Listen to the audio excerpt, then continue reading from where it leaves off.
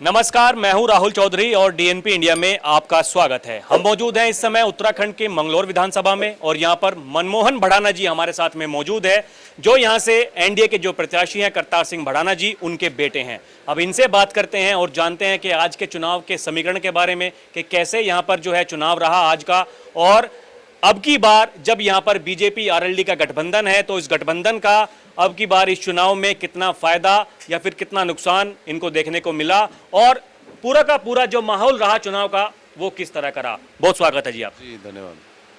तो क्या कहेंगे आप आज के चुनाव के बारे में, कैसा आपकी नज़र में माहौल रहा और कैसा आप देख रहे हैं कि क्या आपके पक्ष में ये चुनाव जा रहा है? नहीं, बहुत ही जो है मैं कहूँगा कि निष्पक्ष रूप से चुनाव हुआ है। जो पिछले कई चुनावों में जो चीज़ नहीं देखी गई थी, मुझे लग रहा है इस बार वो पुलिस प्रशासन और हमारा इलेक्शन कमीशन ने जो है ना बढ़िया तरीके से यहाँ पे बहुत अच्छा काम किया है और बड़ा फ्री एंड फेयर इलेक्शन हुआ है।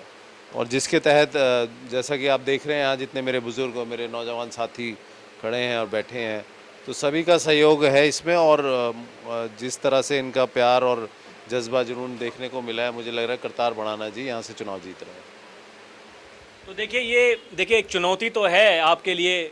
जब मैं इस सीट को कवर कर रहा था तो काफ़ी लोगों ने मुझे बताया कि बीजेपी यहाँ से कभी चुनाव नहीं जीती है, लेकिन इस बार समीकरण थोड़े से अलग हैं क्योंकि राष्ट्रीय लोकदल का गठबंधन है। आप मुझे बताएं कि गठबंधन होने से कितना आपको दिख रहा है कि फ़ायदा हमें होता हुआ इस चुनाव में नज़र आ रहा है?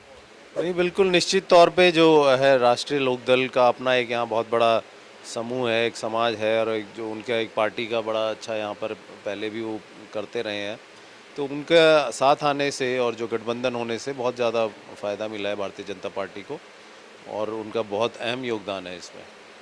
तो अब देखिए नतीजे आएंगे तो सभी को इंतज़ार है उस चीज़ का, लेकिन जिस तरीके से यहाँ पर अगर आपके पिताजी जो है ये चुनाव जीतते हैं तो कैसी आपकी रणनीति रहेगी? क्योंकि पहली बार यहाँ पर अगर बीजेपी आती है, क्योंकि देखिए राज्य में भी शासन बीजेपी का ही है और केंद्र में भी डबल इंजन की सरकार है, तो यहाँ की लोगों से, मैं जनता से बात कर रहा था, उनका ऐसा कहना था कि देखिए जो हाजी काजी जी हैं उनसे हम परेशान हो चुके हैं, त्रस्त हो चुके हैं, हम बदलाव चाहते हैं। अब जब बदलाव होगा तो किस तरीके से, अगर होता है तो किस तरीके से आप आगे की जो रणनीति है वो तय करेंगे और कैसे उन चीज़ों को देख करके आगे बढ़ेंगे?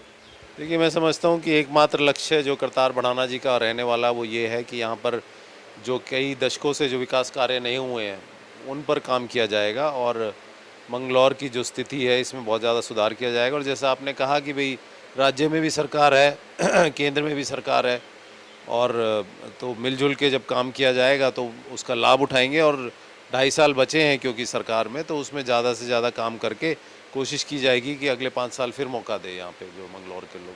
चलिए, हमें समय देने के लिए, हमसे बात करने के लिए बहुत बहुत धन्यवाद। तो देखिए जिस तरीके से हमने यहाँ पर बात की, इनका कहना है कि अगर हमें मौका मिलता है तो जो कार्यकाल बचा है सरकार का, जनता की भलाई के लिए, जनता के कल्याण के लिए, वो सभी कार्य किए जाएंगे जो अभी तक यहाँ पर नहीं हुए। अब चुनाव के नतीजे कैसे रहेंगे उसका रहेगा इंतजार। अभी के लिए इतना ही। आप देखते रहें डीएनपी इंडिया। कैमरा पर्सन प्रिया के साथ मैं राहुल चौधरी। नमस्कार।